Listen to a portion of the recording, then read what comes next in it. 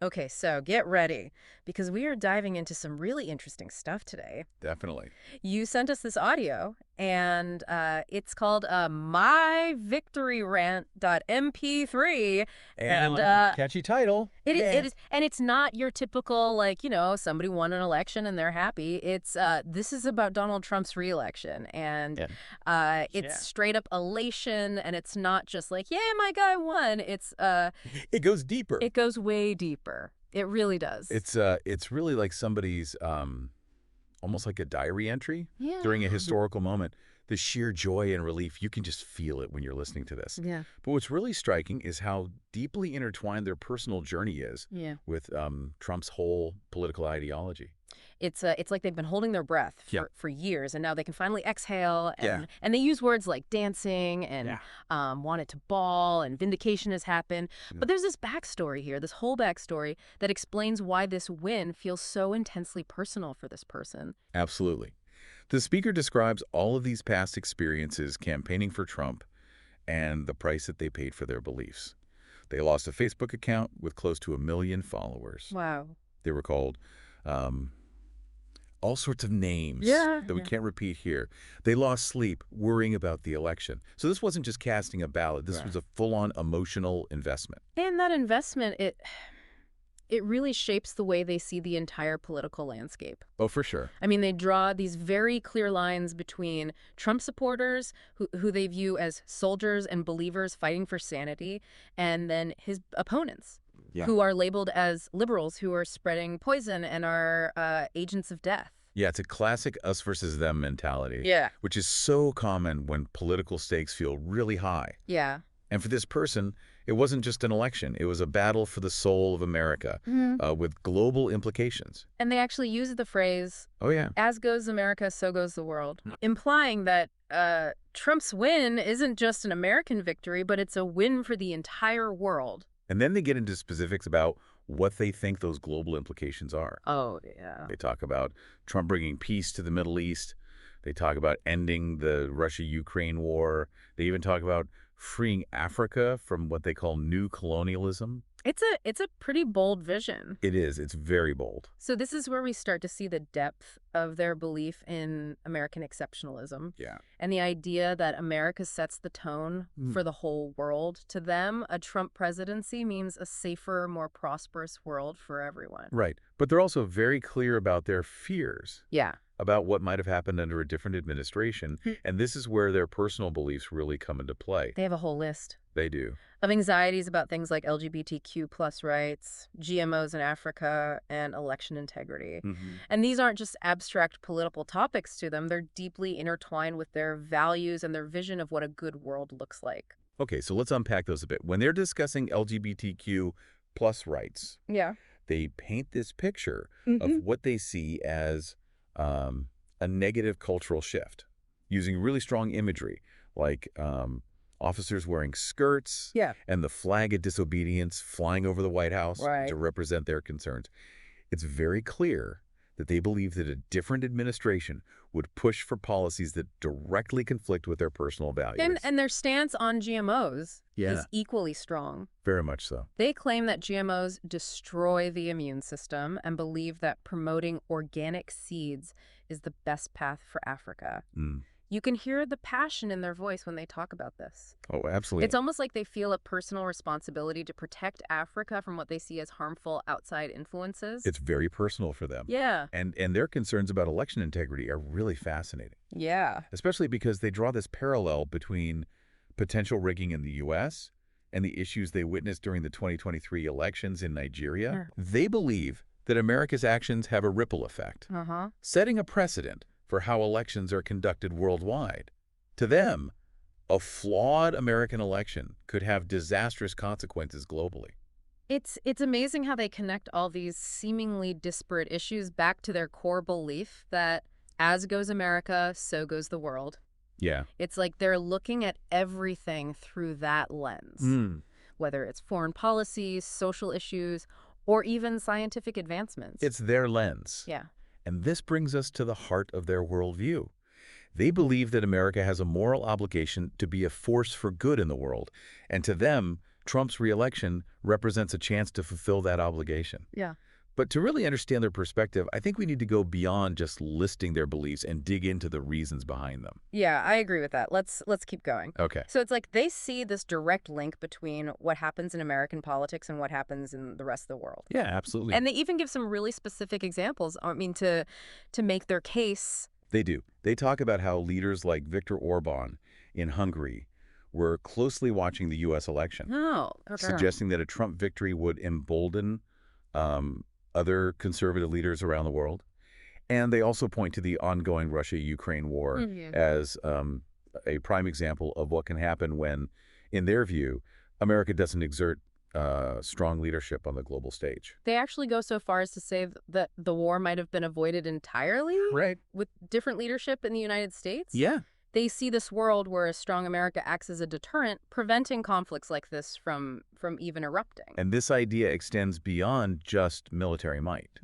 Okay. They also connect America's cultural influence to global trends. Okay. For example, they seem to believe that a more conservative America will somehow slow down or reverse what they perceive as the negative aspects of the LGBTQ plus rights movement. So it's like they see America as this giant cultural export machine, Right, yeah. sending its values and ideas out into the world. And to them, having Trump at the helm means exporting a specific set of conservative values. And they're not afraid to call out specific individuals who they see as either heroes or villains in this global struggle. Right. Bill Gates, for instance, is painted as a villain due to his work with GMOs in Africa, which the speaker sees as a form of poisonous Western intervention.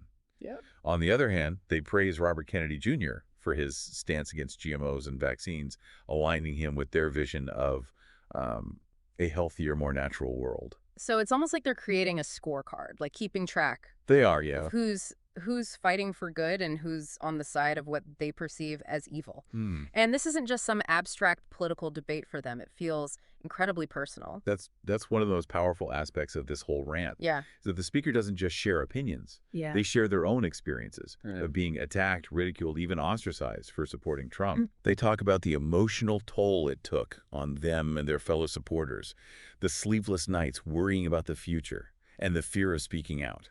It humanizes their perspective in a way that goes beyond just political talking points. For sure. Gives you a glimpse into the very real emotional intensity that drives their political convictions. And it's not just about the past. Yeah. They're also looking to the future. Yeah. Calling on their fellow Trump supporters to strategize and hit the ground running. Yeah. To undo what they perceive as the damage done by the previous administration. Okay. They see Trump's reelection as a chance to retake everything they took away from us and clean up all the mess, both within America and on the world stage. So it's like a call to action, Right. A rallying cry for their fellow believers to join them in what they see as this righteous fight to restore America to its rightful place as a global leader. And they're not pulling any punches when it comes to their critiques of institutions that they believe are working against them. Right. They specifically target CNN, accusing them of spreading lies and even brainwashing Africans with their coverage of Trump. It's such a stark contrast to the way they talk about Lara Trump, Donald Trump's daughter-in-law, whom they praise as a superstar and a hero. Yeah. You can really see the importance they place on having trusted sources of information that align with their worldview. Absolutely. This highlights the role media plays in shaping our understanding of the world. For the speaker, mainstream media outlets are seen as untrustworthy and biased, while alternative sources of information are embraced as truth tellers. Right. It's a dynamic we see playing out more and more in today's politically polarized environment. Whether you agree with their views or not, Yeah. it's impossible to deny the passion and conviction in their voice. Oh, for sure. They truly believe that Trump's reelection has the power to change the world for the better.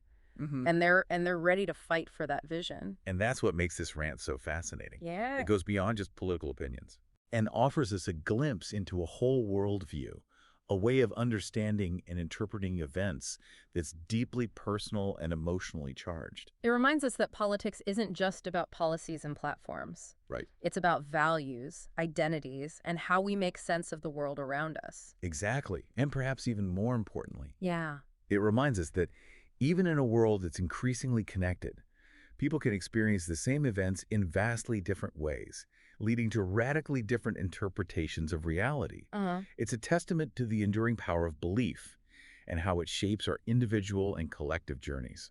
It's like we've been given this backstage pass into their emotional world. We're Yeah. hearing all their anxieties about the future, but also this profound sense of relief And to and grow. hope. Yeah. And what's really interesting is how much their personal faith seems to be intertwined with their political beliefs. Yeah, it's really They fascinating. talk about praying for Trump's victory, fasting, and feeling like they were like divinely guided to Oh, yeah. support him. It's like a calling for them. Yeah, and they even described this moment at Trump's victory speech where Yeah. people spontaneously started singing the hymn. How great thou art. Yeah, which to them signified sanity returning to the White House. Yeah, it's very symbolic for them. And it's like those fears we talked about earlier about LGBTQ plus rights and cultural shifts. Yeah.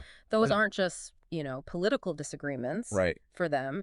They represent a threat to their deeply held beliefs about morality and how the world should be. For sure. They even contrast Trump's victory with this Hypothetical. hypothetical scenario where Kamala Harris had won using that very vivid image of officers wearing skirts and flying the flag of disobedience of LGBTQ Right. to illustrate their fears about what that alternate reality might look like. It's a powerful image. Yeah. And this religious element really adds a whole other layer to their worldview. Yeah. I mean, it suggests that their political fight is, for them, also a spiritual battle. Right. Their support for Trump isn't just about policies.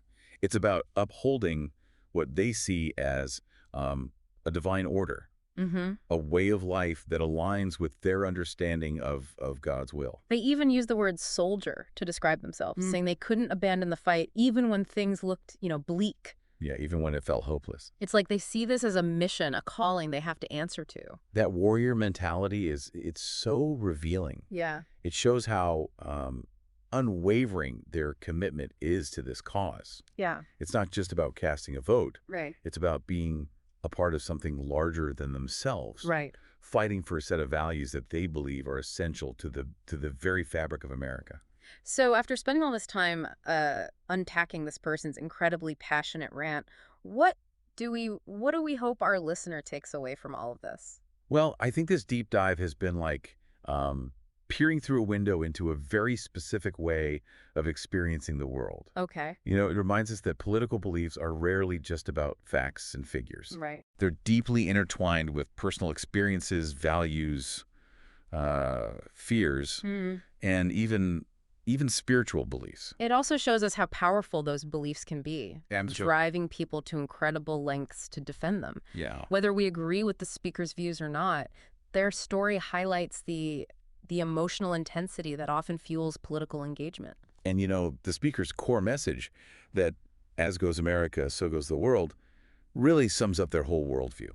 Whether that statement holds true is certainly debatable, Right. but it's a powerful idea to contemplate. It is. It challenges us to consider the role America plays on the global stage Yeah. and the potential ripple effects of its actions. It's a reminder that we're all connected in ways we might not always realize, and that the choices made by one country, particularly one as influential as the United States, can have far-reaching consequences. This deep dive has been about understanding a single perspective, Right. a single voice in a vast global conversation. Yeah. But it's prompted us to ask some big questions Yeah. about the nature of belief, the interplay between personal values and political choices, Yeah. and America's role in a rapidly changing world. So as you move through your day, dear listener, think about what this conversation has stirred up in you. Yeah. What are your core beliefs? Yeah. How do they influence the way you see the world, and what role do you want to play in shaping its future?